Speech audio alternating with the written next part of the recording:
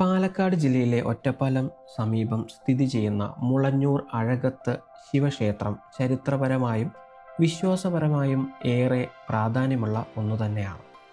നമ്മളിപ്പോൾ പോകുന്നത് അമ്പലത്തിൻ്റെ വലത് സൈഡുള്ള ഗേറ്റിലൂടെയാണ്. അമ്പലത്തിൻ്റെ മുൻവശം നെൽപ്പാടത്തിന് അഭിമുഖമായി ആണ് നിൽക്കുന്നത്. അഴകത്ത് എന്ന പേരിന് പിന്നിൽ മനോഹരമായ അർത്ഥമുണ്ട്.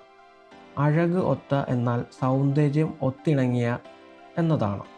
ഇവിടുത്തെ ശിവലിംഗ പ്രതിഷ്ഠയ്ക്കും ക്ഷേത്ര പരിസരത്തിനും അതിമനോഹരമായ ചൈതന്യമുള്ളതുകൊണ്ടാവാം ഈ പേര് വന്നിരിക്കുന്നത്. ചുറ്റിലും മരങ്ങളാണ്. ഈ ക്ഷേത്രത്തിന് ചുറ്റിലും മരങ്ങളാണ് കേട്ടോ ഉള്ളത്. അതിമനോഹരമായിട്ടാണ് നമുക്ക് ഈ കാഴ്ച കാണാൻ പറ്റുന്നത്. കാരണം നമ്മൾ സന്ധ്യാസമയത്താണ് പോയത്. അപ്പോൾ അതുകൊണ്ട് വളരെ ഭംഗിയായിരുന്നു കേട്ടോ. പ്രകൃതി പോലും അതിനോട് ഇണങ്ങി നിൽക്കുന്നൊരു കാഴ്ചയാണ് നമ്മൾ കണ്ടത്. അകത്ത് ക്യാമറ അലൗഡല്ല. ഞങ്ങൾ തൊഴുത് പുറത്തിറങ്ങി. അപ്പോൾ അവിടെയുള്ളൊരു വേറൊരു പ്രതിഷ്ഠയാണ്, നാഗദേവതകളുടെ പ്രതിഷ്ഠയാണ് കേട്ടോ. ഇതും അമ്പലത്തിനുള്ളിലുള്ളതാണ്. അതുപോലെ തന്നെ കോളം വറ്റിയിരിക്കുന്നു. നേരത്തെ വന്ന സമയത്ത് നല്ലോണം വെള്ളമൊക്കെ ഉണ്ടായിരുന്നു. ഇപ്പോൾ വേനൽക്കാലം ആയതുകൊണ്ടാവാം വെള്ളമെല്ലാം വറ്റിയിട്ടുണ്ട്. ഇത് കണ്ടോ, ഞാൻ പറഞ്ഞത് മുൻപിലത്തെ ആ പാടം, അതിമനോഹരമായ പാടം കേട്ടോ. ഇതിപ്പോൾ കൊയ്ത്തെല്ലാം കഴിഞ്ഞ് മയിലുകളൊക്കെ വന്ന് അവിടെ അവരുടെ ഭക്ഷണം തേടിക്കൊണ്ടിരിക്കുകയാണ്. ഇതൊരു മനോഹരമായൊരു കാഴ്ച കേട്ടോ. ചുറ്റിലും മരങ്ങളാണ്. അതിൻ്റെ നടുവിലാണ് ഈ ക്ഷേത്രം ഉള്ളത് കേട്ടോ. ഇവിടുത്തെ കാവുകൾ എപ്പോഴും പ്രകൃതിയോട് ഇണങ്ങി നിൽക്കുന്നതാണ്. കാരണം ചുറ്റിലും കണ്ടില്ലേ മരങ്ങൾ, അതിൻ്റെ നടുവിലൂടെയാണ് റോഡ്. ടാറിട്ട റോഡല്ല, കോൺക്രീറ്റ് ചെയ്ത റോഡാണ് ഈ പോകുന്നത് കേട്ടോ. ഇനി നമ്മൾ പോകാൻ പോകുന്ന ക്ഷേത്രത്തിൻ്റെ പേരെന്ന് പറയുന്നത് മുളഞ്ഞൂർ കാവ് എന്നാണ് അറിയപ്പെടുന്നത്. ഒരു ഭഗവതി ക്ഷേത്രമാണ്. ഈ പ്രദേശം പണ്ട് കാലത്ത് കാടുകളും ചെറിയ കുടിയേറ്റങ്ങളും നിറഞ്ഞ പ്രദേശമായിരുന്നു കേട്ടോ.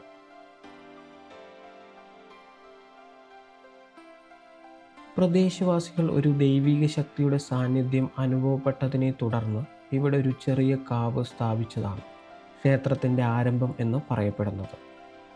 ഇവിടെയുള്ള എല്ലാ കാവുകളും, ഓൾമോസ്റ്റ് എല്ലാ കാവുകളും കാടിനുള്ളിലാണ് സ്ഥിതി ചെയ്യുന്നത് കേട്ടോ.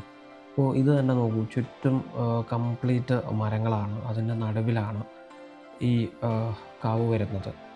ഭയങ്കര മനോഹരമായിട്ടുള്ളൊരു സംഭവം തന്നെയാണ്. കാരണം നമ്മളൊരു ഈവനിങ് ടൈമിലാണ് പോയത്. ഭയങ്കര ശാന്തമായിട്ടാണ് ഉള്ളത്.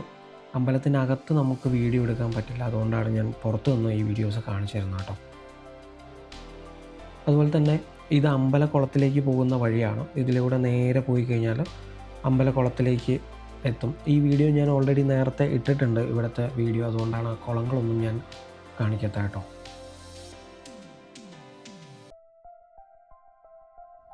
കാവിന്ന് ഇറങ്ങുമ്പോഴേക്കും നേരെ ഒന്ന് ഇരുട്ടായിരുന്നു. അപ്പോൾ ഇനിയൊരു അമ്പലം കൂടെ ഉണ്ട്. അപ്പോൾ അവിടേക്കാണ് നമ്മൾ പോകുന്നത്. അതും കാടിൻ്റെ നടുവിലൂടെ തന്നെയാണ് കേട്ടോ പോകുന്നത്. കാരണം ഇതെല്ലാം ഇതിനടുത്തടുത്തുള്ള അമ്പലങ്ങളും കാവുകളൊക്കെയാണ്. അപ്പോൾ ഒന്ന് ചെറുതായിട്ട് അവിടെ നിന്ന് ഇറങ്ങിയപ്പോൾ ഒന്ന് ലേറ്റായിരുന്നു. അപ്പോൾ അതുകൊണ്ടാണ് ലൈറ്റിൻ്റെ ഒരു പ്രശ്നം നമുക്ക് ഫീൽ ചെയ്യും. കാടിൻ്റെ നടുവായതുകൊണ്ടും ചുറ്റും മരങ്ങളായതുകൊണ്ടും ലൈറ്റ് അധികം നമുക്ക് കിട്ടുന്നില്ല. അപ്പോൾ അത് അമ്പലമാണ്. ആ അമ്പലം പണി നടന്നുകൊണ്ടിരിക്കുകയാണ് കേട്ടോ. നമ്മളിപ്പോൾ പോകുന്നത് കൃഷ്ണൻ്റെ അമ്പലത്തേക്കാണ് കേട്ടോ. തെക്കേ തേവർ ആണ് പേര്. അപ്പോൾ അവിടേക്കാണ് പോകുന്നത്. ഗുരുവായൂരപ്പനാണ് ഉള്ളത്. അപ്പോൾ അവിടെ ഒന്ന് തൊഴാനായിട്ട് പോവാണ്. അവിടെ അത്യാവശ്യം വലിയ ഗ്രൗണ്ടും കാര്യങ്ങളൊക്കെ ഉണ്ട്, പാർക്ക് ചെയ്യാനൊക്കെ ആയിട്ട്.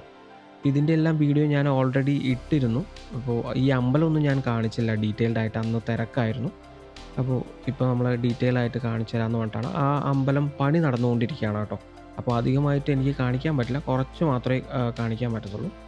അപ്പോൾ ഇതാണ് ആ അമ്പലം. ഇതിനകത്ത് പണി നടന്നുകൊണ്ടിരിക്കുകയാണ്. അപ്പോൾ പണിയൊക്കെ നടന്നു കഴിഞ്ഞിട്ട് ഫുള്ളായിട്ടുള്ള ഡീറ്റെയിൽഡ് ആയിട്ടുള്ള വീഡിയോ ഞാനിടാം.